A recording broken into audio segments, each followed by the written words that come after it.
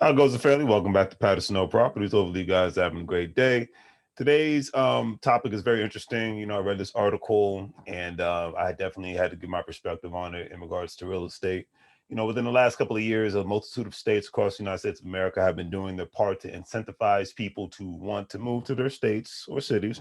And that's what's all about, competition, that's capitalism. People give incentives for businesses to come places, and people, states and cities give incentives for businesses to come places. And a lot of instances where you have a lot of states and cities and counties that give incentives for working people to come live in their area. I mean, for example, the state of Tennessee has made community college free. I think it was like 3 years ago, utilizing the profits from their state lottery. I thought it was genius. You can live in that state and get a 2 year education, and 2 year education outside of high school for darn near free. And to me, that's a win-win situation because, hey, at least with that, it might not be quote unquote a bachelor's degree or a master's degree. But however, it gives opportunity for people that to figure out what they want to do with their lives, and especially if a person's in the skilled trades. The state of Maine stated that they will pay off people's college debts. Listen to this. If people decide to move there, and I remember they came out with that like 2 years ago. All right. The state of Alaska. Now this has been around since the 1970s, I believe. The state of Alaska actually pays their residents $1,000 a month per resident to reside in the state of Alaska, and it's money basically from the oil companies because the oil industry is pretty big in Alaska. So I thought that's pretty interesting in my personal opinion because to get that financial incentive outside of just lower taxes to live someplace is a beautiful thing, especially in today's day and era where a lot of people have a lot of debt and that prohibits them from doing a lot of things, specifically being able to qualify to get a loan to buy a house. So you know what I mean? It all coexists with one another. I remember when the state of Oklahoma, I got a friend that's has family there, offered people 5,000, $3,000 to $5,000 or so for people who actually were remote workers because at the time, and I'm sure it's probably still the same, Oklahoma had a lack of high paid employees. These employees had to make like a certain amount of money and things of that nature. And nothing against Oklahoma, but who really wants to go there? I'm just no offense if anybody's from there, but hey, but if you love it, then that's your business. You know what I mean? So, when I read about certain states offering home buyers to pay off their student loan debts, it's definitely like sweet music to my ears because student loans for the millennial generation is one of the biggest reasons why a lot of people cannot purchase a home. And it's because they're huge, because of the huge student loan debt, which a lot of times, or just, lack of credit or very bad credit. That's another thing people have to take into consideration. Article that I read that relates to this topic stated that young professionals on the hunt for a new location may find incentives from states, even offers to pay off their student loan debt in exchange for purchasing a home. It's like quid pro quo, great deal. You get something for exchanging something. So, hey, the state of Illinois and Maryland recently launched a smart buy programs that will pay off student loan debt for young adults who get a mortgage in the state. With these programs, the article stated, um, it's definitely a interesting thing. And like I said, me personally, I can definitely understand this kind of incentive, being implemented in these states because Illinois and Maryland are states that are known for having a significant higher taxes compared to southern states and other Midwestern states. The weather isn't the best, especially in the state of Illinois. You're going to get those cold winters. It's just what it is. And if you love the winter, then hey, that's your business. A lot of people I know love snow. They love it. And in my personal opinion, if one is going out of the way to live in the state of Illinois or the state of Maryland, then that means they have roots there, or they are just completely in love with these states, or they economically are doing very well. Nothing wrong with that at all. Like I said, you like where you like to live, that's your business. The article also stated that, it's pertaining to the requirements, the eligibility requirements and caps that young pros have to meet. For example, Illinois is offering to pay up to $40,000 in student loan debts. That's not bad. Or student loan balance that is 15% of the home's purchase price, whichever is lower, Forbes.com reports on the program. Now, before I go further with the article stated, I think that now, with this being said, I think this is interesting for one specific reason. Because at one time, the state of Illinois actually had a deficit issue going on. And then, eventually, a state has a deficit issue that they have to deal with. But I think maybe it's because I know it's been over a year since the state of Illinois legalized marijuana. Not a fan of marijuana. don't care about it. But I will say that a lot of states, the first two states to officially legalize it, states like the state of Washington and the state of Colorado, they actually saw their surplus increase.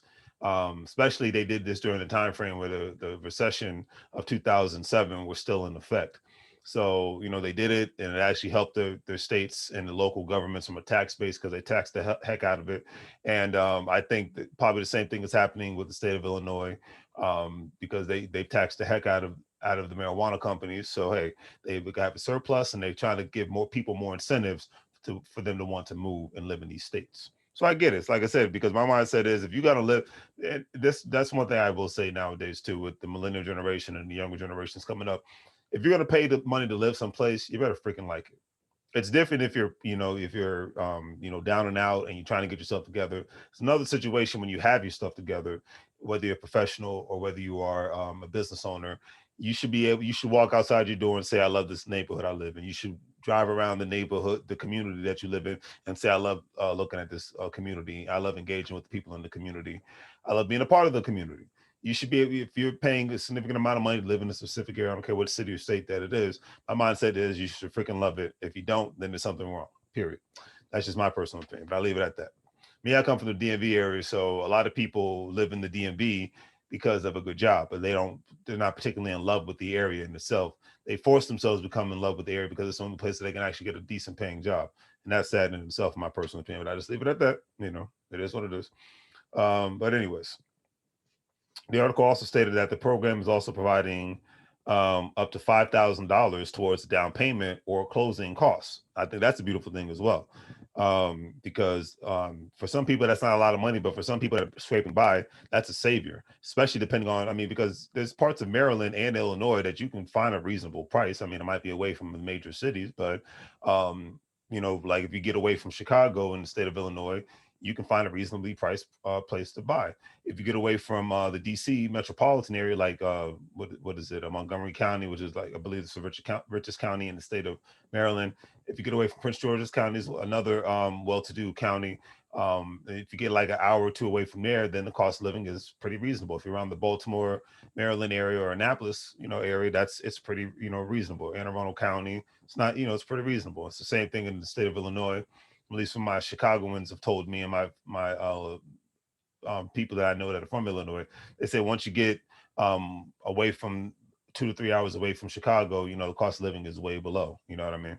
So for a lot of people, that could be a saving grace. I think that's a beautiful thing when it comes to people being able to become first-time homeowners. You know what I mean?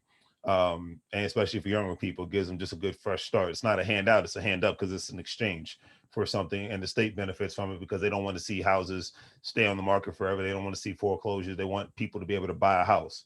At the end of the day, people buy a house, the community wins. And in a sense, the state definitely wins. The local county governments win because they're getting the tax dollars. They're getting the receiving tax money from the actual people who are paying the mortgage, and the insurance companies are winning because people are paying the mortgage, and the maintenance companies are winning because people are living in properties. The appraiser's office are making money. The people who do the closing, title companies, they're making money. So it's an economic incentive all around the board, and I think it's a beautiful thing. And when more states follow suit on this, it will incentivize people to actually either want to stay in those states or live in those states, move to those states. So hey, states, get the game from places like Maine and places like Illinois and places like Maryland, and and any other states that I don't know of that are doing these kind of things. I think it's a beautiful thing. Certain areas, I've been doing this for a while. This isn't anything new, but I just wanted to call out and give respect to the state of Illinois and the state of Maryland on this aspect. So it's a beautiful thing.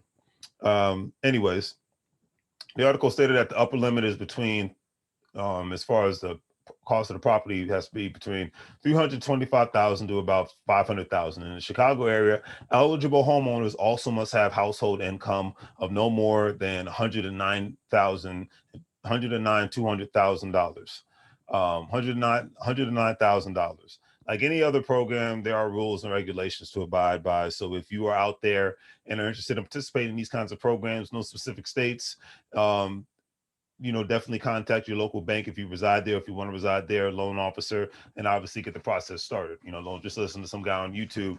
Do the research, do your homework, motivate, educate, implement. The article also stated that one potential obstacle to getting this deal falls in this category. The 40,000 in debt relief must help pay all the student debt with the purchase of the home. So basically, they want you. There's always a catch to everything in life. So don't for those who are like, hey, that's messed up. There's a catch to everything in life. So hey, you got like you have a job, you have to exchange your time for money.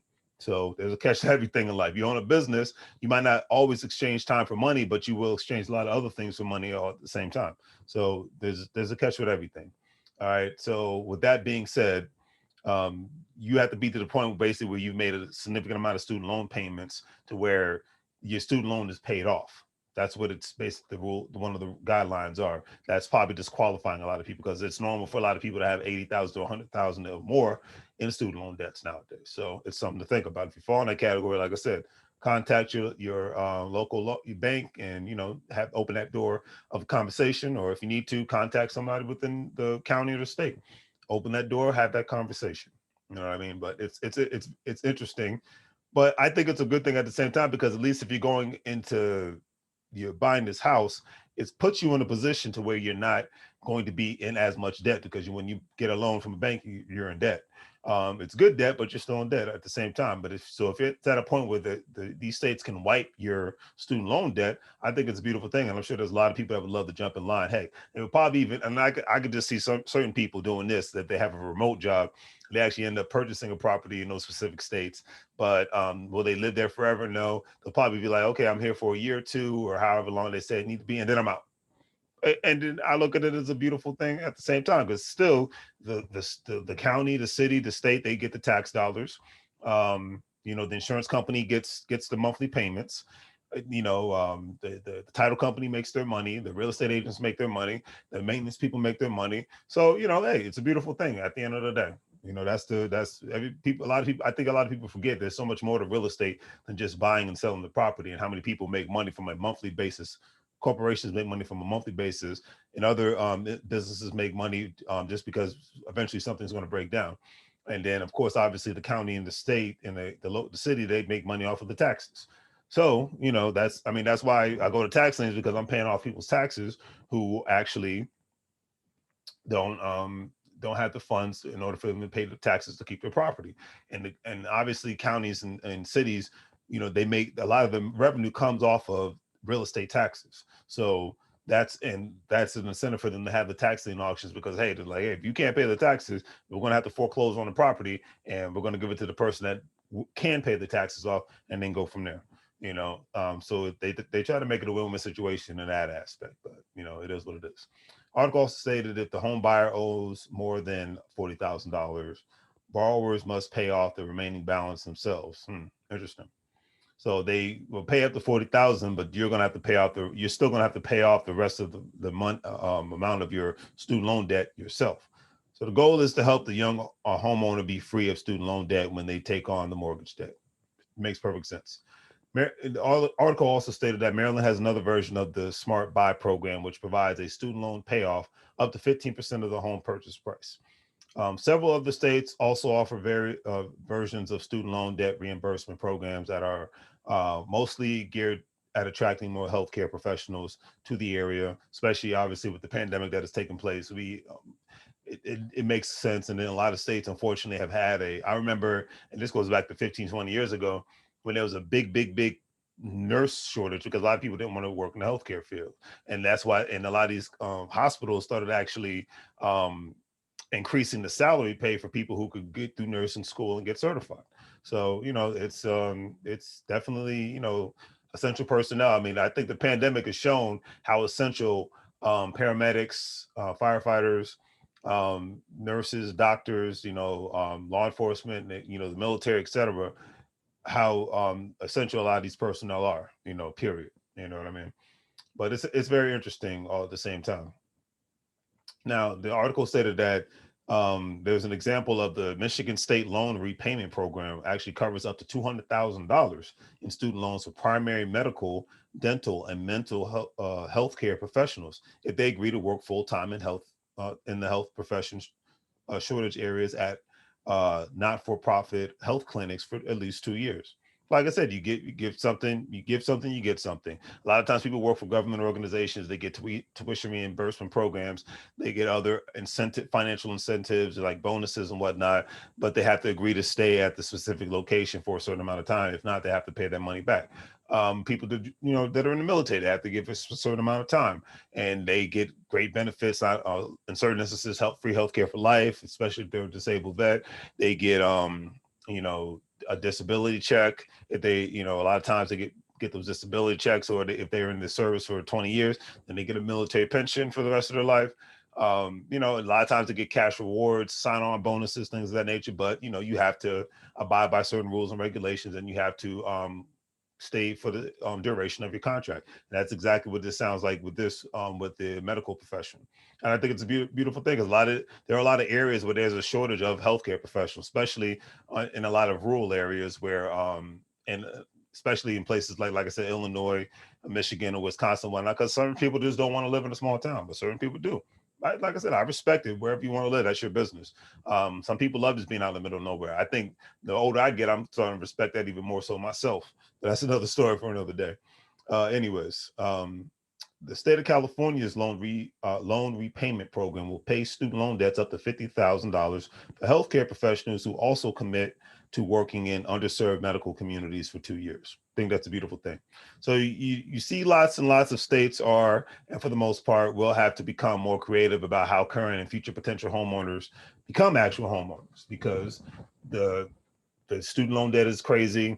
We're in a time frame where a lot of people have gone a whole year without paying their mortgage with the forbearance program. You don't see foreclosures, you don't see evictions in certain areas. So states have to get more creative. I get it, I understand it, I respect it. And I think, and I applaud it, get a round of applause, because at the end of the day, we want to see, no matter what part of the real estate industry that you're in, you want to see more people become homeowners or investors. Me, I'm on the wholesaling side, but I love to see when I can help a person who's in a distressed property situation where they can actually get rid of their property, even in certain instances, make some money off of it and be able to go on the merry way. I like to be able to help other investors be able to find the right property so that they can do the fix and flip or the buy and hold and whatnot, So that's what it is at the end of the day. You want to be able to help people make dreams come true, just like real estate agents do that. A lot of times contractors do that, when it comes to, certain instances, they'll reduce their price depending on somebody's situation, and they won't charge an outrageous price to help fix up a home and things of that nature. So, there's a lot of good people doing a lot of great things. And, I commend the states that are doing these things to ensure to help people be able to buy a property. I remember a friend of mine, she actually was able, if you're familiar with Northern Virginia, she was able to buy a 2-bedroom condo in the city of Alexandria, Virginia, which is right outside of Washington, D.C. Very expensive place. And at the time, I think this was 3 years ago. Yeah. The city of Alexandria actually had a program for its residents for first-time home buyers, for people that all they have to do is pay closing costs, but they don't have to put a down payment on getting a loan, because they want more and more people to become homeowners in the city of Alexandria, which makes sense because the city of Alexandria is a very expensive place, and the lack of homeowners means lack of personal property taxes being paid. So everything's about business at the end of the day. Is there anything wrong with that? Absolutely not. So do the great 3 free things: like, share, and subscribe. That's all I ask for. Check out the website if you're interested, if you're a wholesaler, or if you're an investor, or if you're a person in a distressed property. Let's have a conversation. We'll go from there. We can make money moves together and help each other all out at the same time. Interested in joining GS Partners? Go standard. I am a crypto investor. You can sign up for free. And you have the opportunity to make money and get a crypto card to be able to pay bills and buy items wherever crypto card is accepted. And you're able to, it's affiliate marketing, you're able to refer other people to do the same thing. You can make money off of when they buy a package within the plan, or after they make purchases of different cryptos and all that, and go from there. If not, it's all good. On that note, family, have a great evening. I will see you guys later. And as I say on my other channel, make money moves. You'll live broke like a fool. Take care.